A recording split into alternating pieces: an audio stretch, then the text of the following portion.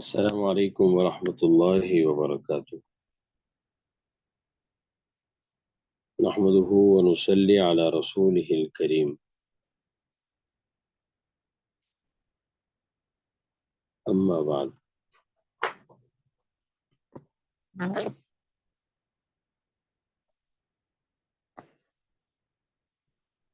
اللہ تبارک و تعالیٰ کے فضل و کرم سے رمضان المبارک کا مہینہ ہمیں نصیب ہوا،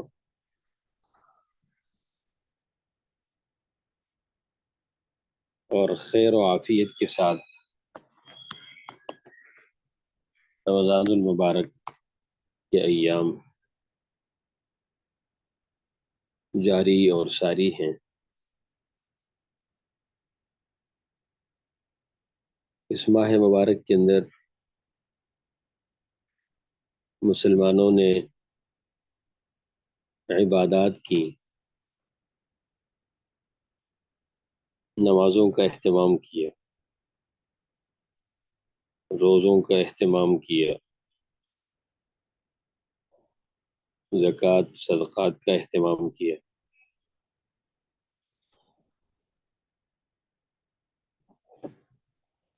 یہ اللہ تبارک و تعالیٰ کا فضل و کرم ہوا،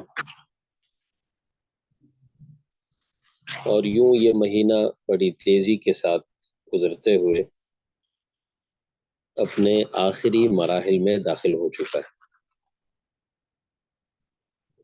آج 27واں روزہ ہے، اور مزید 2 روزے یا 3 روزے باقی ہیں۔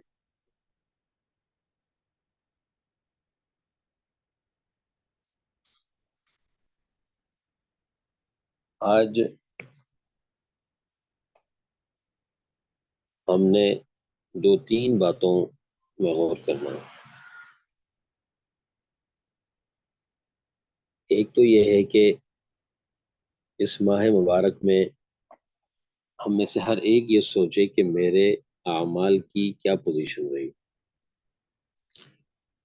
مجموعی اعتبار سے تو ظاہر ہے کہ رمضان المبارک کا مبارک مہینہ ہے، مجموعی اعتبار سے اگر دیکھا جائے تو لوگوں نے عبادات کی۔ عالمی سطح پر اگر دیکھا جائے تو آدمی خوش ہوتا ہے کہ چلو رمضان کا مہینہ ہے، عبادات ہو رہی ہیں، روزے ہو رہے ہیں، نمازیں ہو رہی ہیں۔ تو اجتماعی سطح پر تو کام بعض دفعہ نظر آتا ہے کہ چلو کام ہو رہا ہے، لیکن اجتماعی سطح سے ہٹ کے آدمی اپنی ذات کے اعتبار سے سوچے کہ میں نے خود اس ماہ مبارک سے کتنا فائدہ اٹھایا۔ جیسے میں نے پہلے عرض کیا تھا کہ یہ مہینہ اللہ جل شانہ کی طرف سے تو عمومی رحمت کا مہینہ ہے، لیکن اگر ایک آدمی اپنے آپ کو اس رحمت کے حصول کا اہل نہ بنائے تو ظاہر ہے کہ وہ عمومی رحمت ہونے کے باوجود وہ محروم رہ جاتا ہے۔ تو اس لیے آج ہم نے ایک تو اس پر غور کرنا ہے کہ میں نے از خود ذاتی طور پر میرے اعمال کی کیا پوزیشن رہی۔ رمضان تو آیا اور دیکھتے ہی دیکھتے نکل گیا۔ کیا میں نے روزوں کا صحیح اہتمام کیا، نمازوں کا صحیح اہتمام کیا، تراویح کا اہتمام کیا؟ وہ میں نے ایک جدول، ایک شیڈول دیا تھا، نظام الاوقات کی ایک ترتیب کے حوالے سے میں نے ایک چیز شیئر کی تھی، تو شاید اس پر بھی امید ہے کہ بہت سی ماؤں بہنوں نے اس پر بھی عمل کیا ہوگا ایک ترتیب کے ساتھ۔ تو ہم نے ایک تو اس بات پر غور کرنا ہے کہ ہماری ذاتی اعتبار سے اعمال کی کیا پوزیشن رہی؟ تو اس میں اگر ہم غور کرتے ہیں تو ہمیں دو ہی چیزیں سمجھ میں آتی ہیں.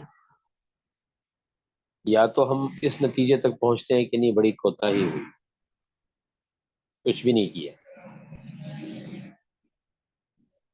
اور یا پھر یہ نتیجہ نکل آتا ہے کہ محنت کی، اعمال کیے، اللہ کو راضی کیے. تو اگر آدمی اپنے عمل سے مطمئن ہے، روزے، نمازیں، ساری چیزوں سے اگر آدمی مطمئن ہے، تو اس پر مزید ہمت کی، مزید محنت کی ضرورت ہے، استقامت کی ضرورت ہے. اور اگر غور و خوض کی بات، نتیجہ یہ نکلتا ہے کہ جی میں نے تو بالکل بھی کچھ نہیں کیا، تو پھر آدمی کو فکر کی ضرورت ہے. اور اس کے لیے یہ کہ جو دن باقی ہیں، ان دنوں میں خوب رجوع اللہ ہو، اللہ سے معافی تلافی ہو، آئندہ کے لیے اچھا عزم ہو، نیک ارادہ ہو. تو ایک تو یہ کرنا ہے کہ اپنے اعمال کا جائزہ لینا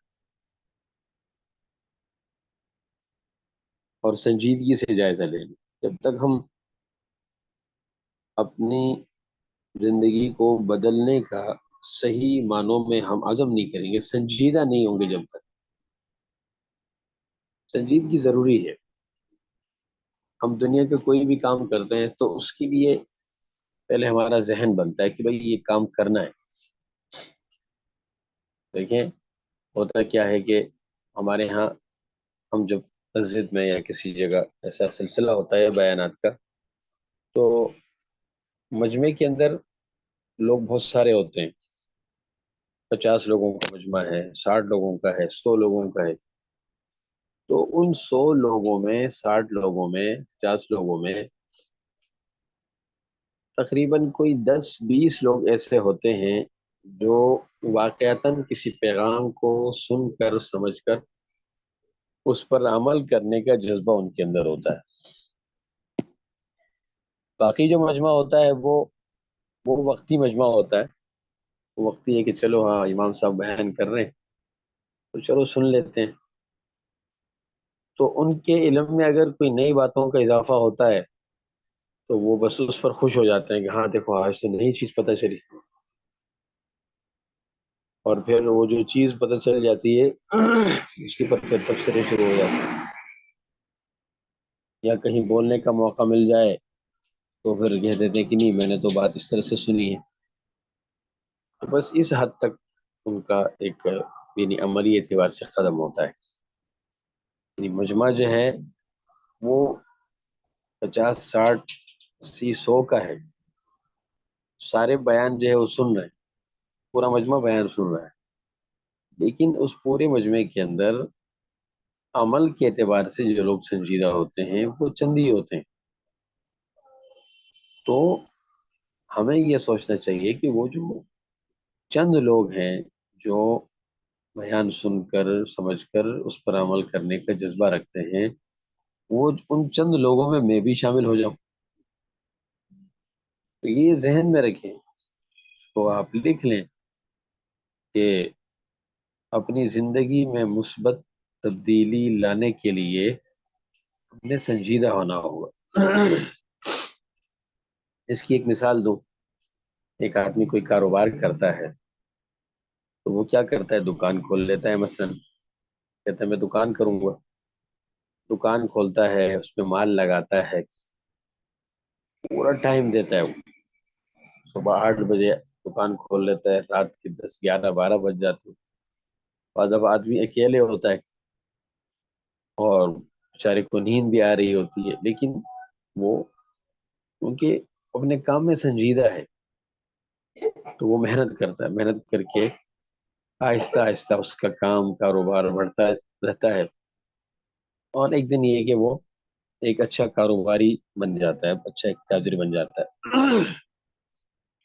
اور وہ دیکھتا ہے کہ بھائی یہ چیز مجھے اتنے میں پڑی ہے، اتنے میں اس کو بیچوں گا تو مجھے اتنا فائدہ ہوگا، اور پھر جو بچت آ جاتی ہے اس کو حفاظت سے رکھ دیتا ہے۔ اب یہ نہیں کہ جو نفع کمایا اسی دن اڑا لیا، تو ایک ایک چیز پہ اس کی نظر ہوتی ہے۔ اسی طرح اگر ایک شخص کوئی ادارہ کھولتا ہے، اس کو کامیاب کرنے کی کوشش کرتا ہے، تو وہ ہر وقت لگا رہتا ہے اس ادارے کو سنبھالنا، اس کی چیزوں کو دیکھنا، معیار کو بہتر کرنا، جب جا کے ایک ادارہ جو ہے تیار ہوتا ہے اور اس کے ثمرات اور فوائد سامنے آتے ہیں۔ اگر سنجیدگی سے کام نہ کیا جائے، ایک آدمی اگر دکان کھول لے اور دکان کے لیے وہ سنجیدہ نہ ہو، دو چار دوستوں کو لا کے بٹھا دیا، ان کے ساتھ گپوں میں ٹائم ضائع کیا، اور دیر سے آ رہے ہیں اور جلدی جو ہے وہ بند کر کے جا رہے ہیں، تو پھر ایسا شخص دکان نہیں چلا سکتا۔ وہ بہت جلد جو ہے اپنا سارا ساز و سامان لپیٹ کے چلا جاتا ہے۔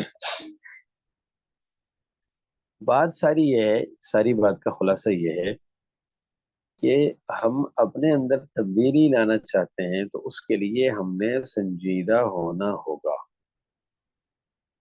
سنجیدہ ہونا ہوگا۔ صرف یہ کافی نہیں ہے کہ جی ہم بیان سن رہے ہیں۔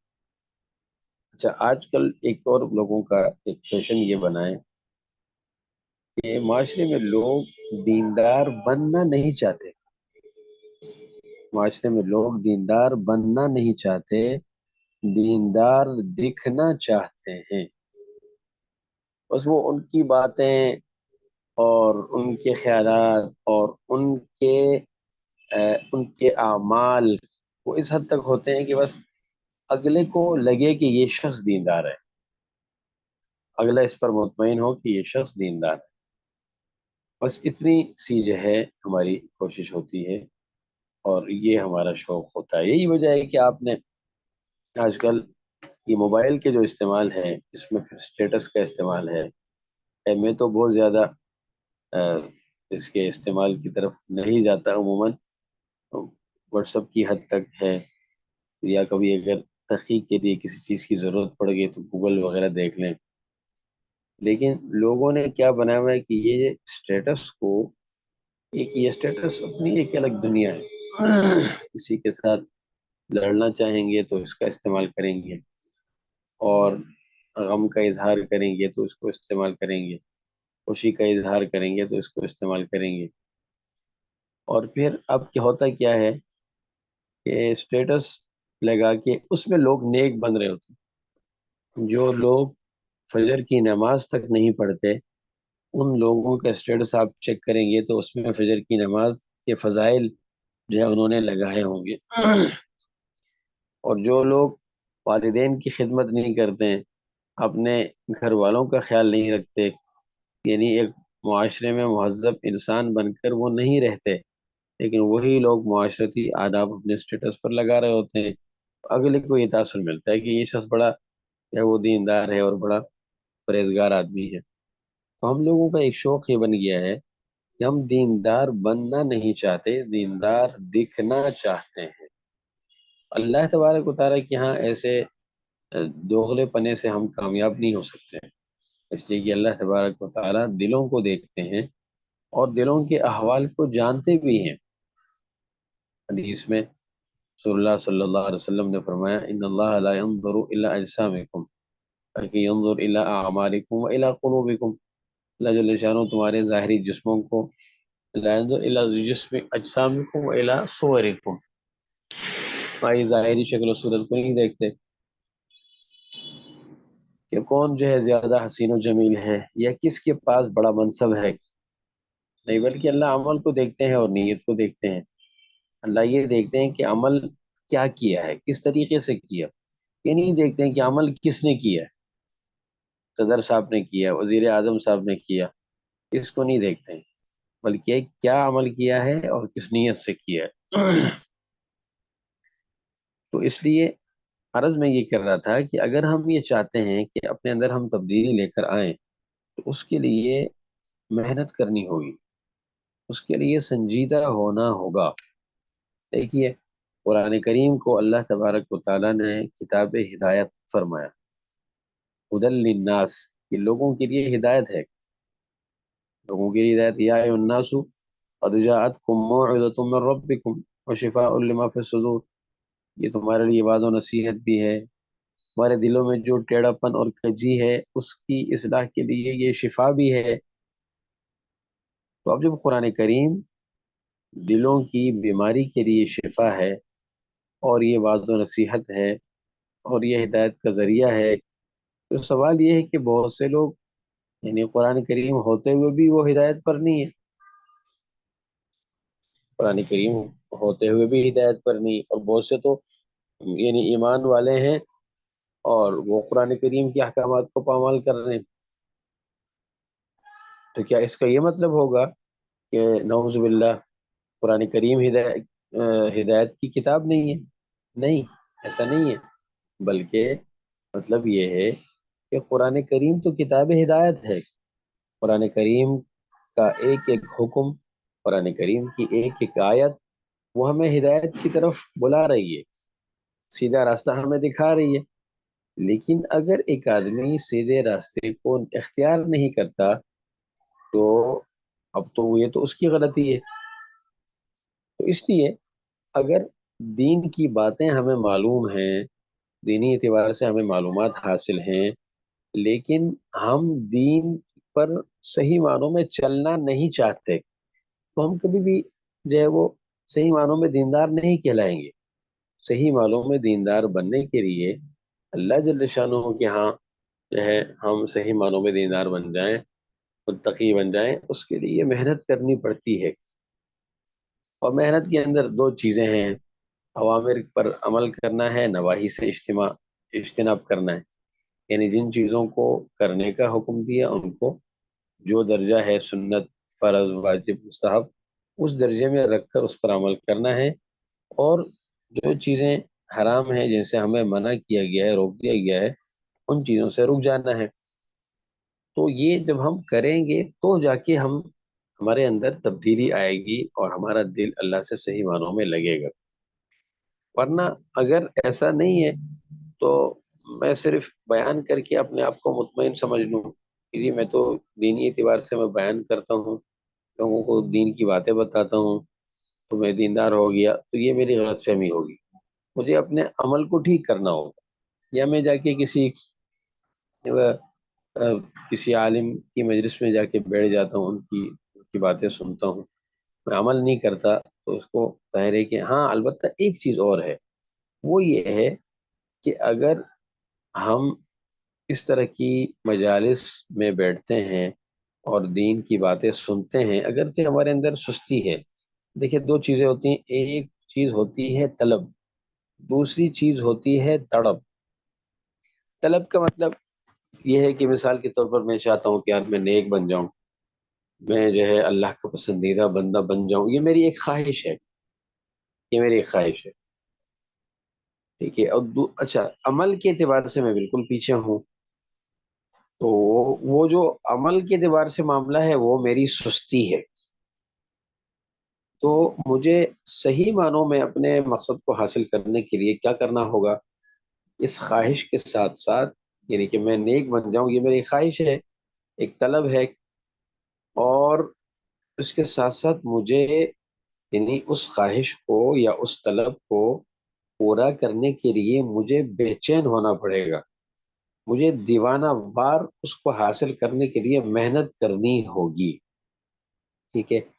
اچھا، اب جو لوگ دین کی مجلسوں میں تو آتے ہیں لیکن عملی اعتبار سے وہ سستی کا مظاہرہ کرتے ہیں، تو اب وہ ایسا نہیں ہے کہ وہ لوگ بالکل بھی قابل قدر نہیں ہے، وہ بھی اب یہ ایک مرحلہ ہے کہ وہ دینی مجالس میں شرکت کر رہے ہیں، دینی باتیں سن رہے ہیں، جیسے میں نے عرض کیا کہ ایک مجمع ہے، 150 کا مجمع ہے، اب اس مجمع کے اندر وہ لوگ کہ جو عمل پر آتے ہیں وہ 10-20 ہیں، لیکن یہ جو باقی لوگ جو عمل پر نہیں آئے لیکن مجالس میں شرکت کر رہے ہیں، تو اللہ تبارک و تعالیٰ کی ذات سے امید ہے کہ آہستہ آہستہ ان کے اندر بھی یہ جذبہ پیدا ہوگا کہ یہ عملی اعتبار سے محنت کریں اور سستی ان سے دور ہو جائے۔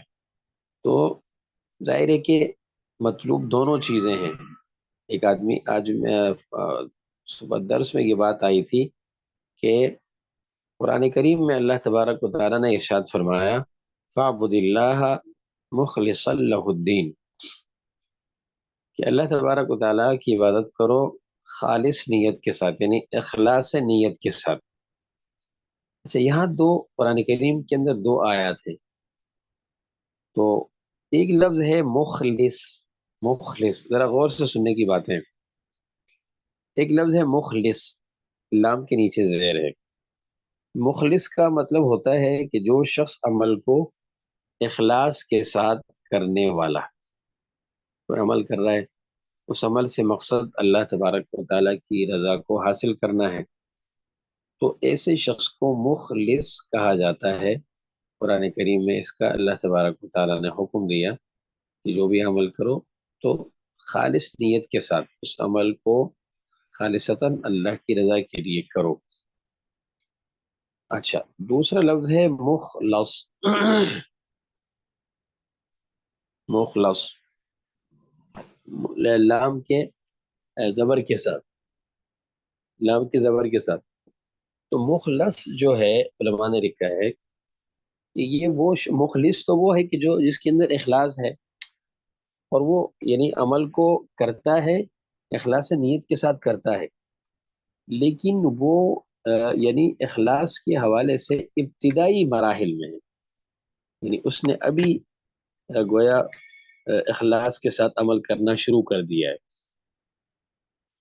اور دوسرا جو ہے مخلص ہے، مخلص وہ آدمی ہے کہ جو اخلاص کے اعلیٰ درجے پر وہ جو ہے فائز ہے. قرآن کریم میں اللہ تبارک و تعالیٰ نے ایک تو حضرت یوسف علیہ السلام کا جہاں ذکر فرمایا کہ وَلَقَدْ هَمَّتْ بِهِ وَهَمَّ بِهَا لَوْلَا أَن رَّأَىٰ بُرْهَانَ رَبِّهِ كَذَٰلِكَ لِنَصْرِفَ عَنْهُ السُّوءَ وَالْفَحْشَاءَ. یوسف علیہ السلام کو اس عورت نے گناہ کی دعوت دی تو یوسف علیہ السلام ظاہر ہے کہ پیچھے ہٹ گئے.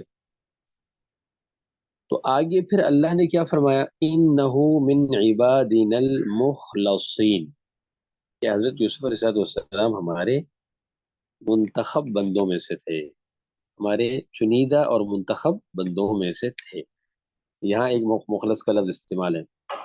دوسرا سورہ صاد کی ایک آیت ہے جس میں اللہ تبارک و تعالیٰ نے شیطان کا ذکر فرمایا کہ شیطان کو اللہ جل شانہ نے جب جنت سے نیچے اتارا تو شیطان نے کہا کہ یا اللہ آپ مجھے مہلت دیجیے. تو پھر شیطان نے کہا کہ میں آپ کے بندوں کو گمراہ کروں گا، آپ کے بندوں کو گمراہ کروں گا. اور پھر اس میں یہ کہا قال فبعزتک لأغوینہم اجمعین، کہ میں آپ کے سارے بندوں کو بہکاؤں گا، ان کو گمراہ کروں گا. ہاں الا عبادک منہم المخلصین، سوائے آپ کے برگزیدہ بندوں کے، سوائے ان بندوں کے کہ جو آپ کے منتخب بندے ہیں. تو جب آدمی اخلاص کے ساتھ عمل کرتے کرتے ایک ایسے مقام کو پہنچ جاتا ہے کہ اس مقام کو پہنچنے کے بعد اس کا عمل جو ہے وہ شیطانی حملوں سے، شیطانی وساوس سے محفوظ ہو جاتا ہے. تو اس لیے آدمی اپنے اندر تبدیلی لانے کے لیے وہ کیا کرے، سنجیدہ ہو، اس پر محنت کرے. تو جو لوگ ان کے اندر نیک بننے کی طلب ہے اور یہ پہلا مرحلہ ہے اور پھر اس پر عمل بھی کرتے ہیں تو وہ کامیاب ہو جاتے ہیں. لیکن جو لوگ عملی اعتبار سے سستی کا مظاہرہ کرتے ہیں لیکن نیک لوگوں کی باتیں سنتے ہیں، نیک لوگوں کی مجلسوں میں جاتے ہیں، تو اللہ کی ذات سے امید ہے کہ یہ نیک لوگوں کی مجلس میں جانا، ان کی باتیں سننا، اس کی تاثیر سے انشاءاللہ یہ فائدہ ہوگا کہ آہستہ آہستہ وہ بھی عمل کی طرف آئیں گے. تو ایک تو یہ دیکھنا ہے کہ اعمال کے اعتبار سے کیا صورتحال رہی. دوسرا یہ دیکھنا ہے کہ رمضان کو ہم ودا کر رہے ہیں، رخصت کر رہے ہیں۔ بظاہر تو یہ ہے کہ بھائی رمضان کا مہینہ ہے، ختم ہو رہا ہے، تو ہم رمضان کو رخصت کر رہے ہیں۔ تو رمضان کو رخصت کرنے کے لیے بہت سے لوگ کیا کرتے ہیں کہ موبائل کے اسٹیٹس پہ الوداع الوداع ماہ رمضان اس طرح کی چیزیں لگاتے ہیں، سنتے ہیں، مجلس قائم کرتے ہیں۔ اس میں ایک اور پہلو اور کرنے کا یہ ہے کہ بظاہر تو ایسا لگ رہا ہے کہ ہم رمضان کو رخصت کر رہے ہیں، لیکن اگر دیکھا جائے تو ایک دوسرا پہلو یہ بھی ہے کہ کہیں ہم تو نہیں رخصت ہو رہے ہیں۔ رمضان المبارک تو پھر بھی آئے گا، اگلے سال آئے گا، کیا پتا کہ اگلے سال تک میں دنیا میں رہوں یا نہ رہوں۔ کتنے ہمارے عزیز و اقارب تھے جو ہمارے ساتھ تھے رمضانوں میں، پچھلے سال، پچھلے سے پچھلے سال، ایک عرصے تک ہم ساتھ ہوتے تھے، اور آج وہ ہم سے بچھڑ گئے، چلے گئے۔ تو ہم جہاں رمضان المبارک کو ودا کر رہے ہیں، رخصت کر رہے ہیں، تو اس پہلو پر بھی غور کیا جائے کہ کہیں یہ ہمارا ہی آخری رمضان نہ ہو، یہ رمضان ہی کہیں ہمیں ودا کہہ رہا ہو۔ تو جب آدمی، جیسے نبی کریم صلی اللہ علیہ وسلم نے حدیث میں ارشاد فرمایا، ایک صحابی نے عرض کیا کہ مجھے کوئی نصیحت فرمائیے، تو آپ اسلام نے فرمایا کہ بھی نماز ایسی پڑھو گویا یہ آپ کی آخری نماز ہے۔ تو ہم بھی اس پہلو پر غور کریں کہ یہ جو ودا ہم رمضان مبارک کو کر رہے ہیں، تو ایسا تو نہیں کہ رمضان ہمیں ودا کر رہا ہو۔ تو اس جذبے سے ہم سوچیں گے تو ہمیں جو ہے وہ ہوگا کہ رمضان المبارک کے جو لمحات باقی ہیں ان پر عمل کرنے کا، ان میں عمل کرنے کا ہمیں جذبہ پیدا ہوگا۔ تیسرا جو ہے وہ یہ ہے کہ دیکھیے رمضان المبارک کا جو پیغام ہے اس پیغام کو ہم نے نوٹ کرنا ہے۔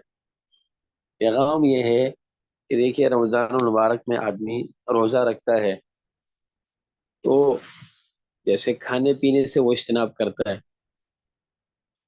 تو جب کھانے پینے سے، جب کہ وہ کھانا پینا حلال بھی ہو، اس سے آدمی اجتناب کرتا ہے، تو جس طرح رمضان المبارک میں حلال کھانے پینے سے ہم نے اجتناب کیا، اور ہم نے زکوٰۃ صدقات ادا کیے فقراء کے ساتھ غمخواری کرتے ہوئے، اور ہم نے نمازوں کا اہتمام کیا، تو رمضان المبارک کا یہ پیغام ہے کہ سال بھر یہ اہتمام کرنا ہے۔ اور جیسے کھانے پینے سے اپنے آپ کو روکا، وہ حلال کھانا تھا پھر بھی، تو اسی طرح پیغام یہ ہے کہ ساری زندگی، سارا سال ہم نے یعنی حرام کھانے پینے سے اپنے آپ کو بچانا ہے۔ یہ رمضان المبارک کا پیغام ہے۔ یہ دیکھیے جو مدارس میں یا اسکول کالج میں جو بھی تعلیمی ادارے ہیں ان میں ترتیب ہوتی ہے، مختلف کتابیں ہوتی ہیں۔ بعض کتابیں ایسی ہوتی ہیں کہ ان کا ہفتے میں ایک پیریڈ ہوتا ہے، بعض کتابیں ایسی ہوتی ہیں کہ ان کو سال بھر میں ایک مہینہ ان کا ٹائم ہوتا ہے، اور نصاب اس کو پورا کرنا ہوتا ہے، یا 2 مہینے کا ٹائم ہوتا ہے۔ تو وہ جو نصاب ہے وہ تو ایک مہینے کا ہوتا ہے سال بھر کا، لیکن ہوتا وہ سال بھر کا ہی ہے، سال بھر کے لیے ہوتا ہے، لیکن اگرچہ اس کا ٹائم جو ہے وہ ایک مہینے ہے۔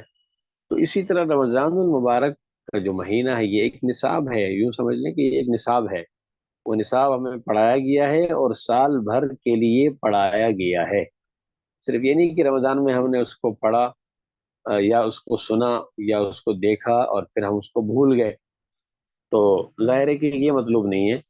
مطلوب یہ ہے کہ رمضان المبارک کا یہ جو سبق ہے جو ہمیں پڑھایا گیا ہے، اور یہ صرف رمضان کی حد تک نہیں پڑھایا گیا، یہ سال بھر کے لیے پڑھایا گیا ہے۔ تو اس چیز کو ہم ذہن میں رکھ کر ہم جو ہے اپنے دل و دماغ میں صحیح طرح سے اس کو بٹھائیں کہ یہ جو رمضان مبارک کا مہینہ ہے یہ سمجھ لیں یہ بھی ایک سبق کا ایک پیریڈ ہے، یہ ایک نصاب ہے جو ہم نے پڑھا، اور اس کو یاد رکھنا ہے، اور اس پر سال بھر جو ہے وہ ہم نے عمل کرنا ہے۔ تو 3 باتوں پر غور کرنا ہے کہ ذاتی اعتبار سے میں نے کیا اعمال کیے، اور یہ ہے کہ جو ہم رمضان کو رخصت کر رہے ہیں کہیں یہ ہماری رخصتی نہ ہو، اور تیسرا یہ ہے کہ رمضان نے جو ہمیں سبق دیا اس سبق کو سال بھر یاد رکھنا ہے۔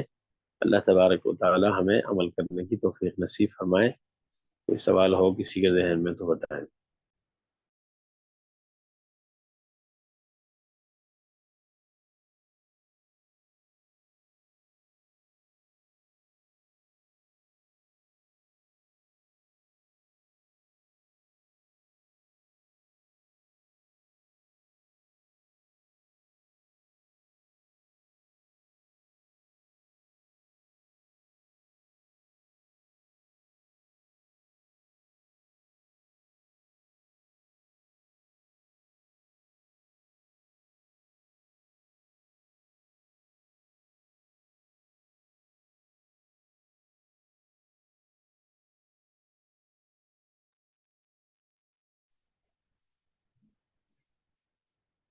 تبلیغ کرنے کا یہ کہ نماز کے فضائل سنائیں، اور نماز چھوڑنے پر جو وعید احادیث میں آئی ہے ان کا جو ہے وہ ذکر کرتے رہیں، پیار محبت سے، نرمی کے ساتھ، یہ ہے،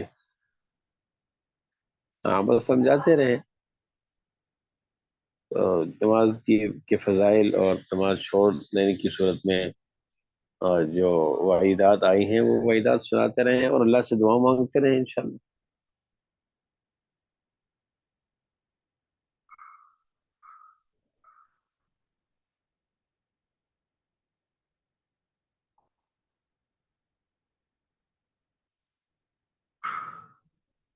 اللہ ہم سب کے اعمال قبول فرمائے، سب کے مسائل حل فرمائے۔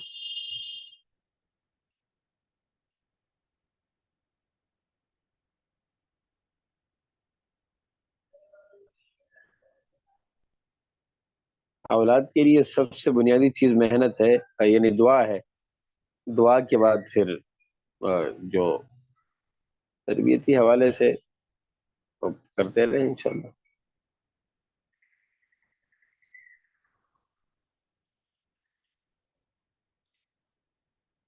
بنیادی چیز دعا ہے، اس کے بعد ہماری اعتبار سے کوشش ہے۔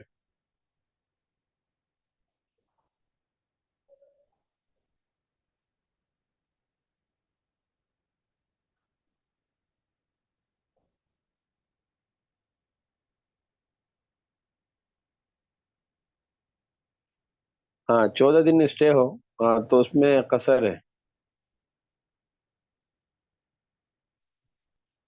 15 دن اگر اسٹے ہو ایک ہی جگہ، نیت ہو، تو پھر یہ کہ پوری پڑے۔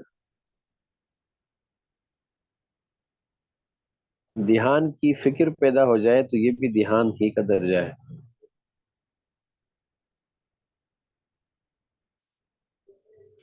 جی ہدایت اور اولاد کے لیے، اپنے لیے، سب کے لیے مانگے۔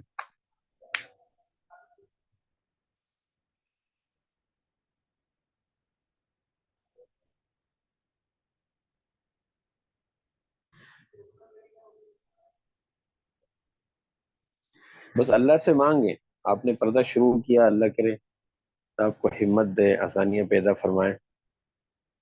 دیکھیں مجھے تو وہ حدیث بار بار یاد آتی ہے، اللہ نے فرمایا کہ جب بندہ میری طرف چل کے آتا ہے تو میں دوڑ کے جاتا ہوں، بس اس چیز کو ذہن میں رکھیں۔ اب اور پھر فرمایا بندہ ایک بالش چلتا ہے تو میں ایک ہاتھ چلتا ہوں، تو اللہ سے مانگے، انشاءاللہ اللہ پاک راستہ بنا دے۔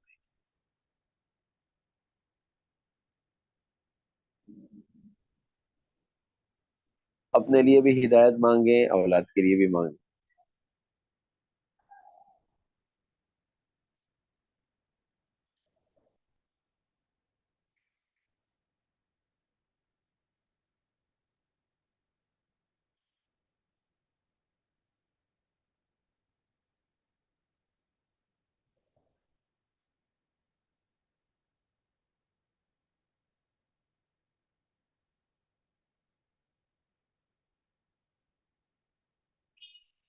بول چال تو بند نہ اس طرح، دیکھیں بول چال بند کرنے کا کیا مطلب ہے؟ ضرورت کی بات آدمی کرے، بس ضرورت کی بات کرے اور بات نہ کرے، صحیح ہے۔ اصل میں مسئلہ ہے کہ ہم جب بولتے ہیں تو اتنا بولتے ہیں کہ سب حدود کا عمل کرتے ہیں، پھر نہیں بولتے ہیں تو اتنا نہیں بولتے ہیں کہ وہاں بھی حدود کا عمل کرتے ہیں۔ ضرورت کی بات ہے وہ کر لی جائے بس۔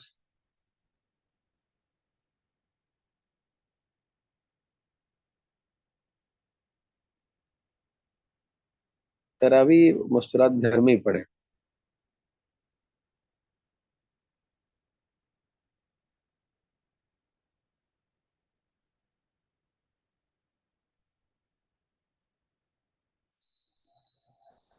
دیکھیں صحیح کام پر راغب کرنے کا طریقہ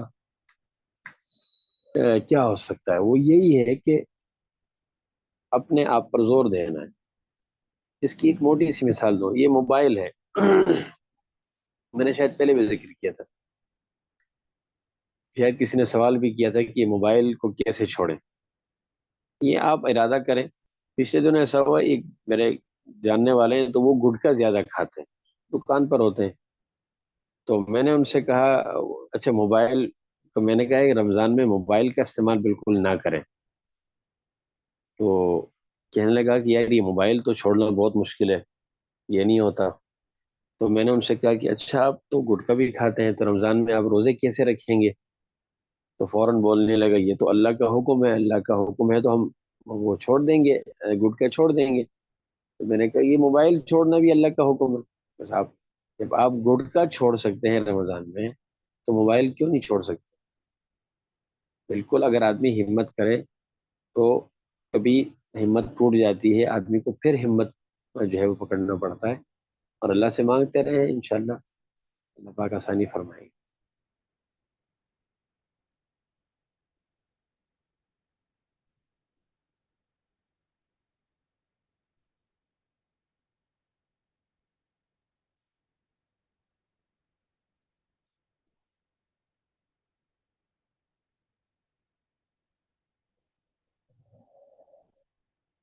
دیکھیں اولاد کے حوالے سے تو ایک تو جیسے میں نے عرض کیا کہ بنیادی چیز یہ ہے کہ نماز میں یہ ہے نا کہ ربنا هب لنا من ازواجنا وذرياتنا قرة اعین، اس کا اہتمام ہو. اور دوسرا گھر کا ماحول بھی ایسا ہو کہ دیکھیں بچہ ماحول سے سیکھتا ہے. تو گھر میں اگر نمازوں کا ماحول ہو تو آپ نے غور کیا ہوگا کہ گھر میں جب بڑے بوڑھے نماز پڑھتے ہیں تو بچے بھی آ کے ان کے ساتھ کھڑے ہو جاتے ہیں، وہ بھی سجدہ کر رہے ہوتے ہیں، رکوع کر رہے ہوتے ہیں. تو گھر میں جو ہوتا ہے وہ اسی کو بچے لے کے سیکھتے ہیں. تو لیکن ہمارا معاشرے کا مسئلہ یہ ہے کہ ہم خود تو مطلب کبھی ہم وہ نہیں کرتے. بچے کے بارے میں ہماری سوچ ہوتی کہ یہ بڑا نیک بن جائے، بڑا اللہ والا بن جائے. تو جب وہ نیک بننا چاہ رہے ہیں ان کو، تو یہ کہ اب اس کو ماحول بھی ہم فراہم کریں. گھر میں اس طرح کی کوئی مطلب ایکٹیویٹی نہ ہو کہ جس سے بچے کے اخلاقی اعتبار سے بگاڑ ہو، آپس میں گفتگو کے لحاظ سے ادب آداب کا خیال ہو، اور گھر میں دین کا ماحول ہو. پھر وقتاً فوقتاً ایسے نیک لوگوں کی مجالس میں ان کو بھیجا جائے. اس طریقے سے چلتے رہیں گے تو انشاءاللہ اللہ پاک بہتر فرمائیں گے.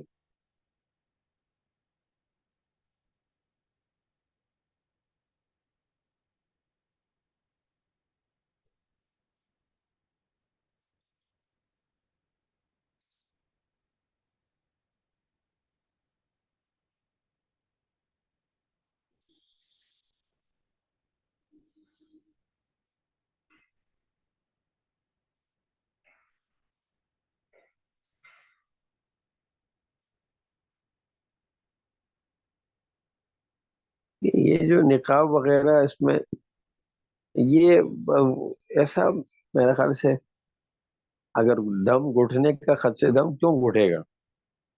دم اس میں گھٹنے کا تو کوئی ایسا وہ نہیں ہے. تو بہت سارے ایسے برقع ہیں ایسے کہ اس کو استعمال کرنے سے ایسا نہیں ہوتا. تو اس کا کوئی حل نکالے بھائی، یہ دم گھٹتا کیوں ہے؟ زیادہ ٹائٹ کرنے کی وجہ سے گھٹتا ہے تو اس کو تھوڑا سا فاصلے سے رکھیں، اس طرح کی کوئی ترتیب بنا لیں. جیسے حج کے موقع پر جو احرام کی حالت میں خواتین ہوتی ہیں تو وہ ایک ٹوپی ہوتی ہے خاص، کہ وہ جو وہ ہوتا ہے پردہ ہوتا ہے وہ تھوڑا سا فاصلے سے لٹک رہا ہوتا ہے. تو اس طرح کی ترتیب کر لیں. یہ اتنا ہوتا نہیں ہے جتنا جیسے آپ نے کہا کہ سانس پھولنے کا خدشہ ہے. اور عموماً ایسا نہیں ہو. اگر کوئی کسی کو واقعتاً ایسا ہے، ڈاکٹر نے کہہ دیا ہے کہ بھائی یہ برقع پہنے گی تو یہ اللہ کو پیاری ہو جائے گی، تو وہ پھر بات الگ ہے. لیکن عموماً یہ کہ ہم لوگوں کا یہ وہم ہوتا ہے.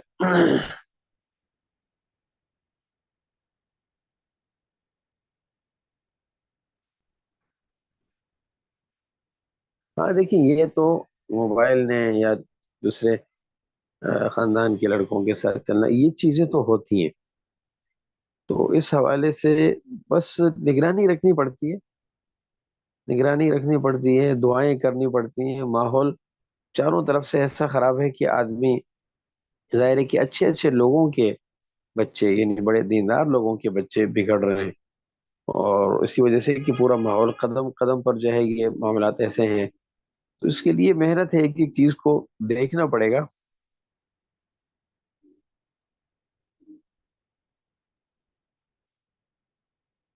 ہاں تو اس کے ساتھ تسلسل کے ساتھ نیک لوگوں کی مجالس میں لے جانا. میں تو یہ مشورہ دیتا ہوں کہ تبلیغ میں لگا دیا جائے. تبلیغ میں ہو یا کسی بزرگ کی مجلس میں لانا لے جانا ہو.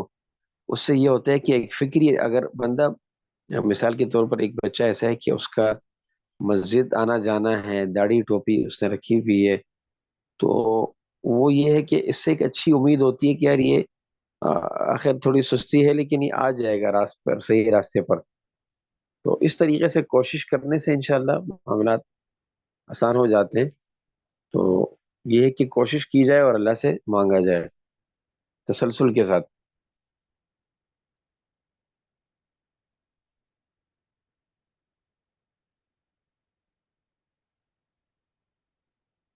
ہاں ظاہر ہے 21 سال کی عمر ہے تو اب وہ پورا جوان ہے.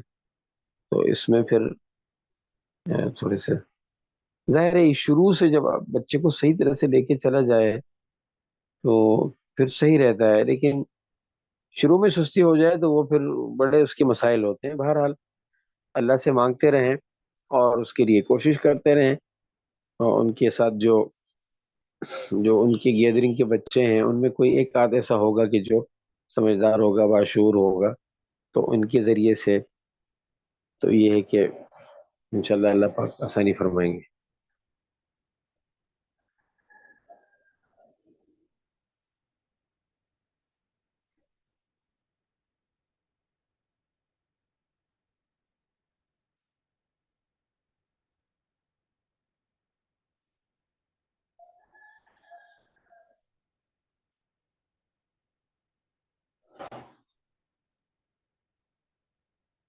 صحیح ہے. اگر جلدی میں بھی پڑتا ہے تو ترغیب سے وہی ماحول میں، ماحول یہ ہے کہ اس وقت میں تو یہ عرض کرتا ہوں کہ تبلیغ میں اگر بچے کو بھیج دیا جائے، ہمت کر کے اگر بچے کے والد صاحب بھی ساتھ ہوں تو تھوڑے عرصے کے لیے، سے روزے کے لیے، 10 دن کے لیے، چلے 4 مہینے کے لیے، تو اس طرح سے اگر نکلا جائے تو اس میں ہوتا کیا ہے کہ ایک تو بندہ گھر سے نکلتا ہے تو کافی ٹائم بعد جب گھر سے نکلتا ہے تو تھوڑی سی آؤٹنگ بھی ہو جاتی ہے.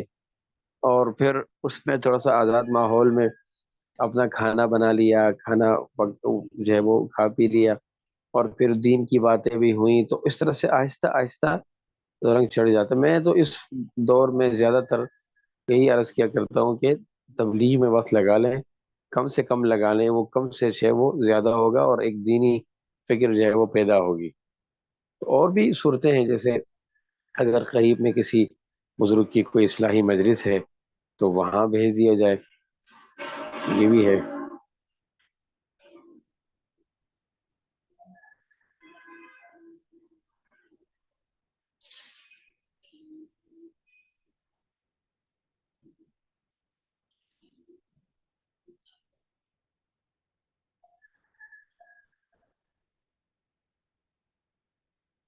اچھا، وہ تجویز سیکھنے کے لیے آپ نے پوچھا ہے تو میں کوشش کرتا ہوں اگر کوئی ایسا مناسب کوئی سلسلہ ہو تو ہم اگر خود شروع کر دیں، کوئی ترتیب بنا لیں، تو میں انشاءاللہ پھر رابطہ کروں گا فرخ بھائی سے.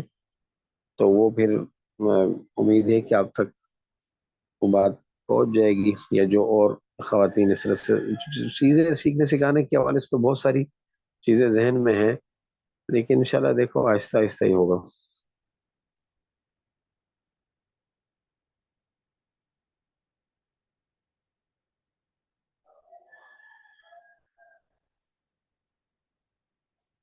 یہ اسکول والوں کے تو اپنے ان کی پالیسی ہوتی ہے. تو اب یہ دیکھیں کہ اگر گھر میں اگر ایسی ترتیب بن سکتی ہے تو اچھا ہے. تو ورنہ بعض اسکولوں میں تو ایک عمر کے اعتبار سے ایک حد ہوتی ہے کہ بھائی اس عمر میں جو ہے وہ کریں گے، یعنی وہ بچے کو قبول کریں گے وغیرہ وغیرہ. تو گھر میں اگر بٹھا کے پڑھا سکتے ہیں، پھر بعد میں ایک عمر کے بعد اسکول میں ڈال سکتے ہیں تو ٹھیک ہے. ہاں دیکھیں نا، اب یہ مسئلہ سارا یہ جیسے آپ نے لکھا ہے کہ والد نماز نہیں پڑھتے ہیں، تو یہیں سے سارا مسئلہ پھر بگڑ جاتا ہے. بہرحال اللہ سب کے لیے آسانیاں پیدا فرمائے.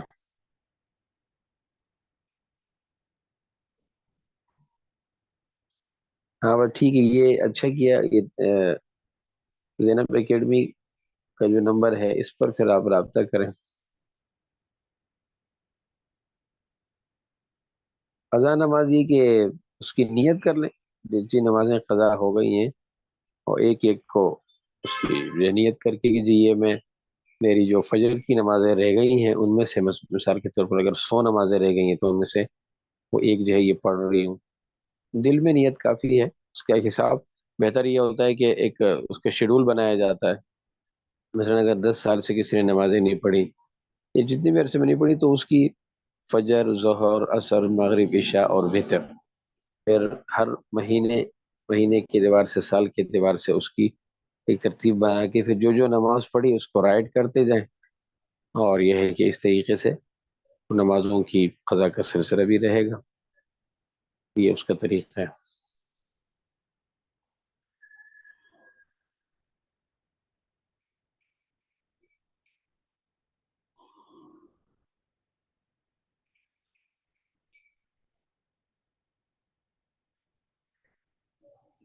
میرے خیال سے کافی ہے انشاءاللہ، اللہ آسانی فرمائے۔ باقی عید کے بعد کی جو ترتیب ہوگی وہ پھر انشاءاللہ ظاہر ہے کہ عید کے بعد کی جو ترتیب ہوگی وہ یہی ہوگی کہ اتوار والے دن جیسے یہ رمضان سے پہلے کی ترتیب تھی عشاء کے بعد، اسی ترتیب کے سلسلے پورے کے آگے چلیں گے انشاءاللہ۔